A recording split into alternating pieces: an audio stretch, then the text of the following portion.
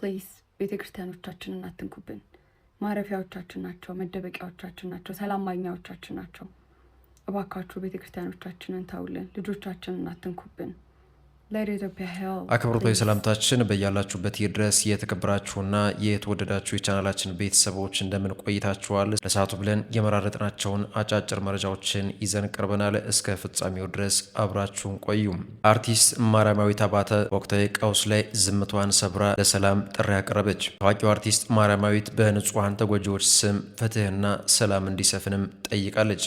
ድምፅ አልባ ለሆኑት በመቆም የተሰማትን ጥልቅ ሐዘን እንዲህ ስትል ገልጻለች። ዛሬ በከባድ ሐዘን ተሞልቼ የህዝባችንን ስቃይ ችላ ማለት እንደማይችል አንድ የሰው ልጅ ከፊታችሁ ቆም ያለው።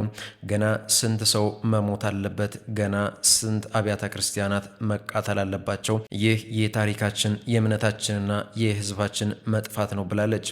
እኔ የምናገረው ለንጹሐን ነው፣ የምናገረው ለጠፉት ወገኖቻችን ነው። ለተቀጠፈው ህይወት ሁሉ፣ ለፈረሰው ቤተሰብ ሁሉ እናገራለሁ። ድምፅ ለሌላቸው ለተጎጂዎች፣ እንዲሁም በፍርሃት ለሚኖረው ማህበረሰብ ድምፄን አሰማለሁ ብላለች። መናገር ለማይችሉት ድምፄን ከፍ አድርጋለሁ። ዝም ማለት አንችልም። ሰላም፣ ፍትህና ሰብአዊነት እንዲሰፍን በአንድነት መጠየቅ አለብን ስትል ተናግራለች። ዳችሁ እርግጠኛ ነኝ ለሁላችንም መጽናናት ይስጠን። በተመሳሳይ አዶናይ በምስራቅ አርሲ ለተከሰተው አሳዛኝ ክስተት ድምፁን አሰምቷል። በማህበራዊ ሚዲያ በተለይም በቲክቶክ መድረክ ሀገራዊ ገጽታን በመገንባትና የኢትዮጵያን ባህል ለውጭ ጎብኚዎች በማስተዋወቅ የሚታወቀው አዶናይ በምስራቅ አርሲ አካባቢ በደረሰው አሳዛኝ የጥቃት ክስተትና በአብያተ ክርስቲያናት ላይ በደረሰው የንብረት ውድመት የተሰማውን ጥልቅ ሐዘን ገልጿል። ወጣቱ አዶናይ በሰጠው መግለጫ በወገኖቻችን ላይ የደረሰውን ጉዳት አውግዞ ለተጎጂ ቤተሰቦችና ለመላው ኢትዮጵያ ኦርቶዶክስ ተዋሕዶ ቤተክርስቲያን ምዕመናን መጽናናትን እመኛለሁ ብሏል። አክሎም በወቅቱ የነበረው ቴክኒካዊ ችግር ድምፁን ለማሰማት ገደብ እንደፈጠረበት ጠቅሶ ይሁን እንጂ በልቡ ያለው ሐዘን ከፍተኛ መሆኑን ገልጿል። በመጨረሻም አዶናይ ለሀገራችን ኢትዮጵያ ሰላም፣ ፍቅርና መረጋጋት እንዲሆን ለፈጣሪ ጸሎቴን አሰማለሁ ብሏል። በእነ ክርስቲያን ታደለ መዝገብ ፍርድ ቤቱ ፍትህ ሊሰጠን አልቻለም ሲሉ ተከሳሾች አቤቱታ ማሰማታቸውን ጠበቃቸው ለአዲስ ማለዳ ገለጹ። እንደ ጠበቃው ገለጻ ከፍተኛው ፍርድ ቤት ለዛሬ ቀጥሮት የነበረው ተከሳሾቹ ክሳቸውን ይከላከሉ ወይስ በነፃ ይሰናበቱ የሚለውን ጭብጥ ለመወሰን የነበረ ቢሆንም ብይኑ አልደረሰም በሚል ፍርድ ቤቱ ተለዋጭ ቀጠሮ ለመስጠት መነሳቱንና መጀመሪያ ላይ ግን የቀጠሮውን ቀን ይፋ እንዳላደረገ አስረድቷል። በዕለቱ ተከሳሾች እየደረሰባቸው ስላለው ሰብአዊ መብቶች ጥሰት ለችሎቱ በዝርዝር አስረድቷል። ከዚህ ቀደምም ተመሳሳይ አቤቱታ አቅርቦ ፍርድ ቤቱ ለማረሚያ ቤት ኃላፊዎች ትዕዛዝ በመስጠት ምላሽ ተሰጥቶበት የነበረ ቢሆንም በተደጋጋሚ የሚወጡ የፍርድ ቤት ትዕዛዞች በተግባር ሊተረጎሙ አለመቻላቸውን ለችሎቱ አብራርተዋል።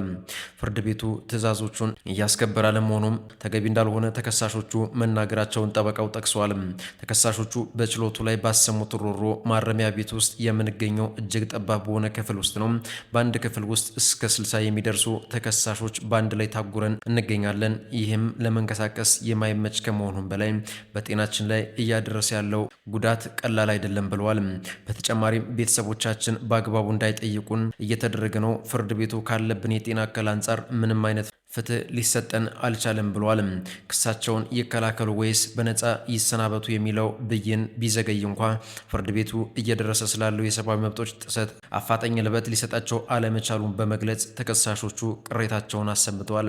በመጨረሻም ፍርድ ቤቱ በቀረቡት የሰብአዊ መብት አቤቱታዎች ላይ ትዕዛዝ ለመስጠትና በዋናው መዝገብ ላይ የብይኑን መቅረቢያ ቀን ለማሳወቅ ለሰኔ 3 ቀን 2018 ዓ.ም ተለዋጭ ቀጠሮ መስጠቱን ጠበቃ ሰለሞን ገዛኸኝ ለአዲስ ማለዳ አረጋግጠዋል። ቅድሚያ ለሰብአዊ መብቶች ኢትዮጵያ የተሰኘው ድርጅት በትግራይ ክልል እየተካሄደ ስላለው የግዳጅ የውትድርና መልመላ ዘመቻ አስመልክቶ ዝርዝር መረጃ ይፋ አደረገ።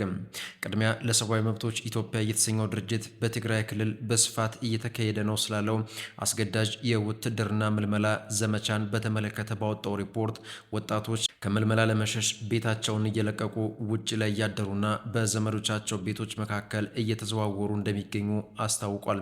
ድርጅቱ ባወጣው ሪፖርት የትግራይ ባለስልጣናትና የአካባቢው መዋቅሮች በአንዳንድ የክልሉ አካባቢዎች ማለትም አድዋ፣ ሽሬ፣ አዲግራት መቀለ፣ ውቅሮና በማዕከላዊ እንዲሁም በሰሜን ምዕራብ ዞኖች በሚገኙ ገጠራማ ወረዳዎች ውስጥ አስገዳጅ የምልመላ ዘመቻዎቻቸውን አከናውነዋል ሲል ገልጿል።